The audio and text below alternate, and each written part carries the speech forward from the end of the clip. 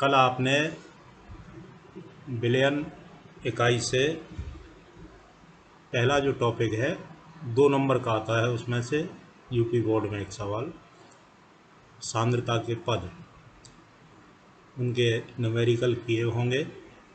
अगर कोई न्यूमेरिकल नहीं आता है आपसे तो उसको व्हाट्सएप करिए। जो आपने न्यूमेरिकल चाहे भले ही नहीं आया है, आपने जो भी प्रयास किया है उसको व्हाट्सएप करिए, आपको तुरंत उसका हेल्प भेजी जाएगी। आज इसी में जो अगला टॉपिक है, इसमें से भी आपके बोर्ड में 2 नंबर का आता है।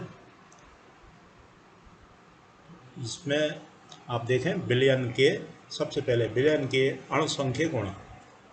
तो बिलियन के ऐसे भौतिक गुण जो बिलियन के निश्चित आयतन या इकाई आयतन में उपस्थित विलेय के कणों की संख्या पर निर्भर करते हैं, उन्हें अणुसंख्यक गुण कहते हैं। इकाई आयतन में उपस्थित कणों की संख्या, ये अणु के रूप में हो सकते हैं या आयन के रूप में हो सकते हैं। ये ऊपर जो दिए गए हैं चारों, ये अणुसंख्यक गुण हैं आपके। तो इन चारों ही गुणों में से कोई एक गुण आता है। दूसरी बात, इनमें हर एक जो 4 टॉपिक आएंगे अणुसंख्यक गुण के, हर एक के साथ न्यूमेरिकल हैं। तो इसलिए बार बार आपसे कहा जा रहा है कि पिछला कोई न्यूमेरिकल इसमें अगर बाकी है तो उसको आप पूरा करें ताकि आगे दिक्कत ना हो। आज इसी से संबंधित सामान्य बातें बता रहे हैं, उसके बाद कल इससे संबंधित जो न्यूमेरिकल पोर्शन होगा उसको कल बताएंगे। तो अणुसंख्यक गुण में पहला है परासरण दाब। परासरण दाब को समझने के लिए परासरण समझना होगा, परासरण किसे कहते हैं। और परासरण के लिए आपको पहले अर्धपारिगम झिल्ली, इसको जानना होगा। जैसा नाम है अर्धपारिगम, अर्ध माने आधा, पार जाता है, आधा विलयन पार जाता है। इसका मतलब है विलयन के 2 जो अवयव हैं, विलेय और विलायक, उसमें से केवल विलायक जो है उसके अणु पार जाते हैं और जो दूसरा अवयव है विलेय, उसके अणु पार नहीं जाते। तो इस टाइप की जो झिल्ली है उसको हम कहते हैं अर्धपारिगम झिल्ली, semi permeable membrane, SPM, short में SPM बोलते हैं। तो इस अर्धपारिगम झिल्ली से केवल आधा विलयन ही पार जाता है। अब परासरण को देखिए, कोई विलयन है, जैसे ये एक विलयन है, इस विलयन में अर्धपारिगम झिल्ली लगी है, SPM लगी है। इसमें ये विलेय के कण हैं और ये वाले विलायक के कण हैं। इसमें ऊपर से हम शुद्ध विलायक और मिला दें तो क्या होगा कि ये जो विलायक के कण हैं वो इस SPM के द्वारा इस विलयन में पहुंचते हैं। मीन्स विलायक के कण SPM के द्वारा कम सांद्रता से अधिक सांद्रता की ओर जाते हैं। यही परासरण कहलाता है। किसी विलयन को एक SPM द्वारा शुद्ध विलायक से पृथक करने पर यह चित्र दिया हुआ है। तो क्या होगा, अर्धपारिगम झिल्ली में से होकर विलायक जो है उसके अणु विलयन में जाने लगते हैं। अगर यहाँ तो हमने शुद्ध विलायक ले लिया, ये विलयन ले लिया।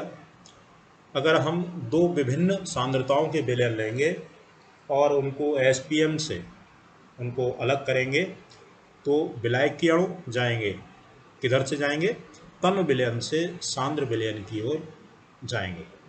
तो यहाँ से परासरण की परिभाषा दी है कि विलायक के अणुओं का SPM में होकर शुद्ध विलायक से विलयन की ओर या तन विलयन से सांद्र विलयन की ओर स्वतः प्रवाह, अपने आप चलना, ये कहलाता है परासरण।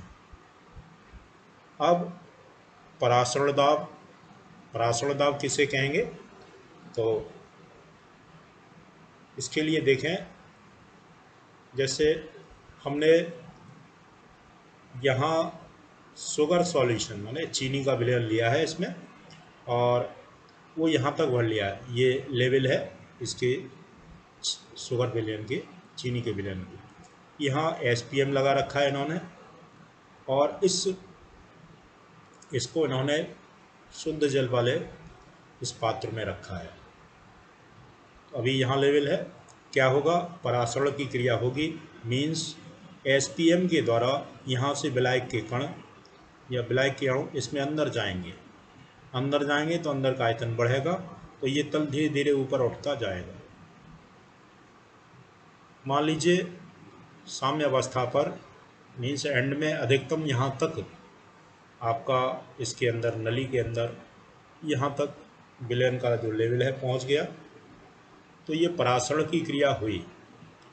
अगर हम यहाँ ऊपर इतना दाब लगाएं कि ये जो लेवल है अपनी पूर्व स्थिति में आ जाए, इसी दाब को हम कहते हैं परासरण दाब।